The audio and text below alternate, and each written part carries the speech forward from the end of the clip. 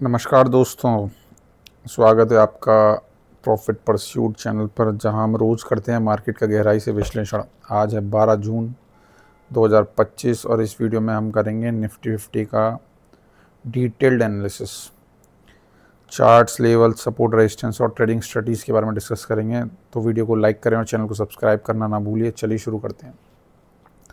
जैसा कि कल डिस्कस हुआ था आप लोगों के साथ कि मार्केट एक रेंज में है। जो रेंज बताई गई थी आपको वो अपर साइड पे 25,223, जहाँ से मार्केट ने बार बार रिजेक्शन लिया ये, और लोअर साइड में ये रेंज। ये मैंने कल बॉक्स बना के भी दिखाया था ये वाला है, और आपसे बोला भी था कि एक बार अगर ये यहाँ से अच्छा फॉल करेगा तो रीटेस्ट के लिए आएगा और देन आफ्टरवर्ड्स कंटिन्यू करेगा।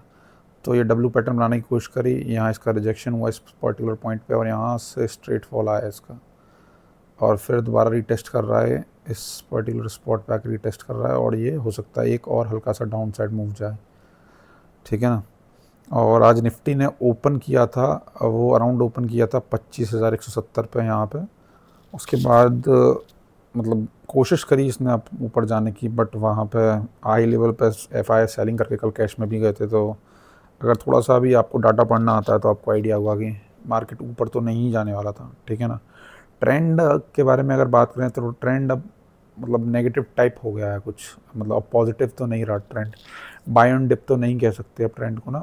मार्केट फिर से एक रेंज में फंस जाए, क्योंकि अब स्टार्टिंग में जो चीज़ आपके लिए सपोर्ट होती है और जब आप उसके नीचे चले जाते हो तो वही चीज़ रेजिस्टेंस बन जाती है। फॉर एग्जांपल ये जो 25,000 का जो एरिया है ये अभी तक सपोर्ट की तरह काम कर रहा था। अब जब मार्केट यहाँ से उठ के, जब इस जगह से उठ के ऊपर आएगा ना, तो यही 25,000 का एरिया ये इसके लिए रेजिस्टेंस की तरह काम करेगा। और जितना प्यारा सपोर्ट था, क्योंकि मल्टीपल टाइम इसने यहाँ पर रीटेस्ट किया था, मल्टीपल टाइम इसने सपोर्ट ने बेचारे ने बचाया था ऐसे। बट अब अगली बार जब भी आएगा ये तो बहुत अच्छा रेजिस्टेंस की तरह काम करेगा और ऊपर नहीं निकलने देगा 25,000 से। ठीक है ना। और आई थिंक मेरे हिसाब से कि मार्केट को बहुत कुछ पता है जो इंडिया और अमेरिका की ट्रेड डील होने वाली है उसके बारे में, इसी वजह से वो अपर साइड ऊपर जाने के लिए तैयार नहीं है, ऐसा मुझे पर्सनली लगता है। ठीक है। और अब अगर आप बड़ा लेवल देखना चाहते हैं कि मार्केट और कहाँ तक नीचे गिर चुका है और कहाँ तक नीचे आ सकता है, तो मेरे हिसाब से वो लगभग आ गया वो पॉइंट जहाँ तक आ सकता था। अब नेक्स्ट जो लेवल रहेगा इसका नीचे आने का, वो रहेगा यहाँ तक, इस तक टेस्ट कर सकता है 24,700 तक। और अगर ये इसे भी नहीं होल्ड नहीं कर पाया तो फिर मार्केट का ट्रेंड चेंज हो जाएगा और मार्केट मतलब काफ़ी नीचे तक जाएगा। फिर तो देखना पड़ेगा आने वाले दिन में क्या होता है।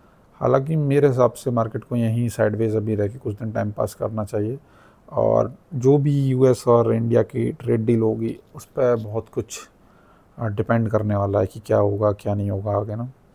ठीक है। और ट्रेड तो यार ये वाली कैप्चर करनी थी मुझे, ये यहाँ से यहाँ तक का फॉल आई वॉज वेटिंग। ये इतना बड़ा फॉल जो आया था, मतलब ये फॉल तो चलो मिस भी हो सकता था, ये वाला ये पर्टिकुलर फॉल जो था ये एक सिंगल कैंडल तो कैचेबल भी नहीं थी, बट ये फॉल पूरा कैच करने लायक था।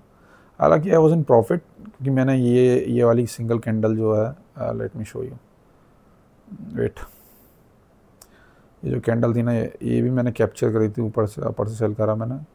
और ये वाली कैंडल जो बाद में एक रीटेस्ट के बाद दोबारा आई थी, ये कैंडल ये भी मैंने पूरी तरह से कैच करी थी।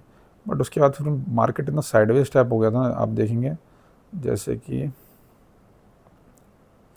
जो पोर्शन है ये वाला, वेट मैं दिखाता हूँ आपको। ये जो पोर्शन है, ये जो पोर्शन आपको दिख रहा है ना, इधर मार्केट बहुत ज़्यादा साइडवेज हो गया था ये। तो मल्टीपल टाइम मेरे ऐसे हिट हो रहे थे इस जगह पे, तो इस चक्कर में मुझे लगा आज मार्केट हो सकता है मोस्ट प्रॉब्ली आज एक्सपायरी इसलिए गिरा नहीं रहे हैं, कल गिराएंगे। तो मैं बाहर चला गया, और मेरे जाने के बाद ये इतना अच्छा इतना प्यारा फॉल आया, बहुत प्यारा फॉल, मतलब क्या बताऊँ यार, 200-250 पॉइंट का फॉल बहुत होता है निफ्टी के लिए। इवन 40 रुपये का प्रीमियम 120 चला गया। इस प्रीमियम में मैंने मल्टीपल टाइम एंट्री बना रखी है, मैं दिखाता हूँ आपको। ये जो प्रीमियम है ये, यार क्या ब्लास्ट हुआ है प्रीमियम, मतलब यहाँ पे इधर इधर कहीं बाइंग कर रहा था मैं, मेरा एक एसएल यहाँ भी लगा था और एक एसएल यहाँ भी लगा था आई थिंक मेरा, यहाँ पे इस जगह पे भी एक एसएल 38 पे भी मैंने निकाला था। उसके बाद फिर मैं चला गया, और मेरे जाने के बाद ही बस 2 कैंडल के बाद फिर इसने रिवर्सल दिया ही नहीं यार। और मैं करीबन 2,000-3,000 क्वांटिटी ट्रेड करता हूँ, तो आप खुद सोच लो कितना तगड़ा प्रॉफिट हो रहा था, मतलब 2-3 लाख रुपये प्रॉफिट में बैठा होता मैं इस समय पर। बट ठीक है, कभी कभी चीज़ें किस्मत में नहीं होती हैं तो क्या ही कर सकते हैं। अब हाल फिलहाल के लिए तो फिर से मार्केट, इंडियन मार्केट ऐसे ही बिहेव कर रहे हैं, ऐसे ही मूव कर रहे हैं। वो ज़्यादा लंबा ज़्यादा कुछ दे ही नहीं रहे हैं ना आप लोगों को, बहुत कुछ पैसा नहीं कमाने दे रहे हैं। तो ये मूव था जो कैच करना चाहिए था, हाथ से निकल गया।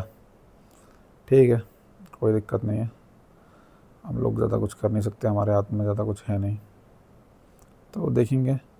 अभी हाल फिलहाल में तो मेरे हिसाब से जो रेंज है वो आपको पता ही है, नीचे की साइड पे बियरिश ट्रेड ही लेनी है मोस्टली, जब तक मार्केट और ज़्यादा मतलब क्या बोलूँ, और ज़्यादा खुल नहीं जाता, तब तक आपको बियरिश पॉइंट ऑफ व्यू से ही ट्रेड लेनी चाहिए मेरे हिसाब से। जब एक बार को खुल जाएगा तब की बात अलग है।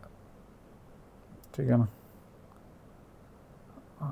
उम्मीद है आज का ये निफ्टी 50 एनालिसिस आपको लिए फ़ायदेमंद रहेगा। अगर आपको वीडियो पसंद आए तो लाइक करें, शेयर करें और चैनल को सब्सक्राइब करें। मिलते हैं कल नए एनालिसिस वीडियो में, तब तक के लिए जय हिंद और जय भारत।